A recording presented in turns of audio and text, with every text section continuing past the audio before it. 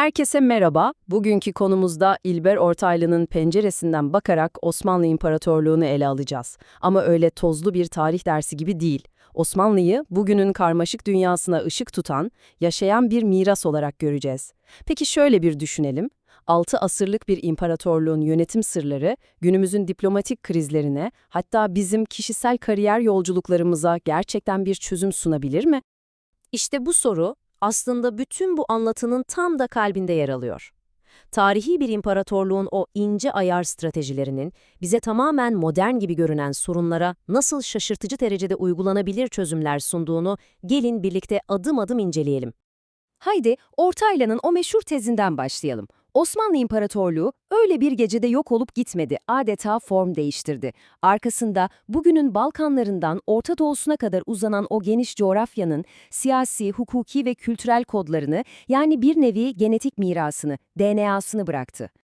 İşte bu devamlılık kavramı meselenin kilit noktası. Çünkü Türkiye Cumhuriyeti'nin kuruluşunu Avusturya gibi diğer imparatorluk bakiyesi devletlerden ayıran temel dinamik tam da bu. Yani ortada bir enkazdan doğan yepyeni bir devlet değil, köklerini koruyarak kabuk değiştiren, dönüşen bir yapı var. Yani en can alıcı nokta şu: bu sadece müzelerde kalan antika bir mevzu değil, bölgedeki modern devlet aklının, yönetişim çerçevesinin ta kendisi. Düşünsenize, bugün bile geçerli olan tapu kayıtlarından devletler arası o karmaşık diplomasi geleneğine kadar bu miras, gündelik hayatın tam ortasında nefes alıp veriyor. Peki, tamam, bu miras var. Ama pratikte bu nasıl işliyordu? Gelin şimdi bu yapının en pratik, en somut alanına odaklanalım. Osmanlılar o inanılmaz karmaşık ve çok çeşitli bölgeleri nasıl bir arada tutmayı başarıyordu?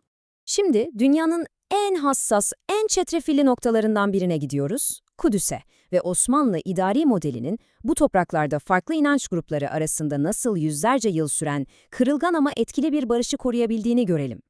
İşte bu basit ama dahiyane hareket, Osmanlı yönetim aklının ta kendisi.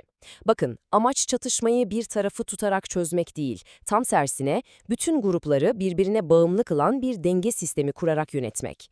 Kimsenin tek başına mutlak güce sahip olmamasını sağlamak ve devleti de herkes için tarafsız bir garantör olarak konumlandırmak. Şimdi bu adımlara bakınca size de modern çatışma çözüm teorilerini hatırlatmıyor mu?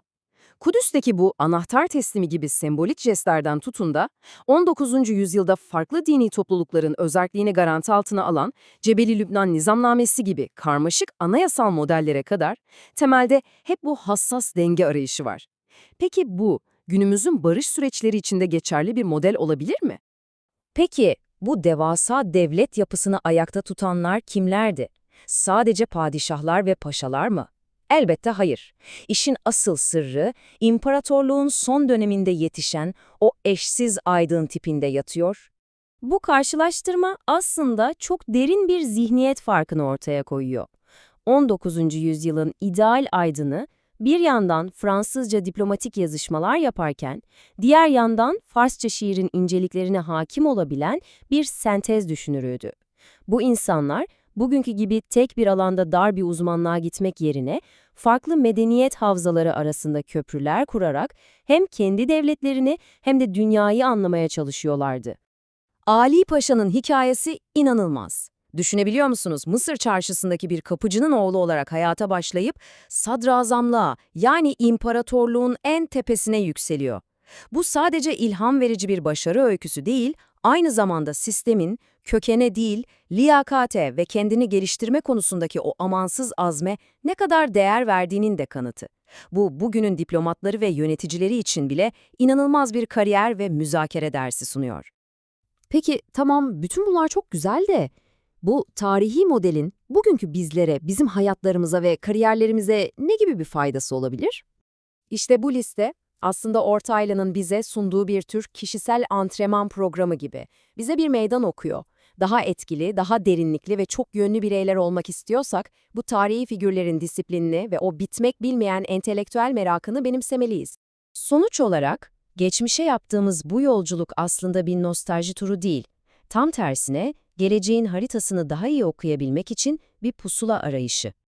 Ve burada altını çizmemiz gereken en önemli nokta şu: Osmanlı mirasını anlamak, körü körüne bir geçmiş övgüsü yapmak değildir. Aksine bu miras, kendimizi ve dünyadaki yerimizi daha net bir şekilde anlamamızı sağlayan bir ayna gibidir. Bir üstünlük vesilesi değil, bir öz farkındalık ve strateji geliştirme rehberidir. Bu yolculukta bize katıldığınız için teşekkürler. Şimdi size bu zengin mirastan gelen rehberi bugünün dünyasında nasıl kullanabileceğimiz sorusuyla baş başa bırakıyoruz. Bence üzerinde düşünmeye gerçekten değer.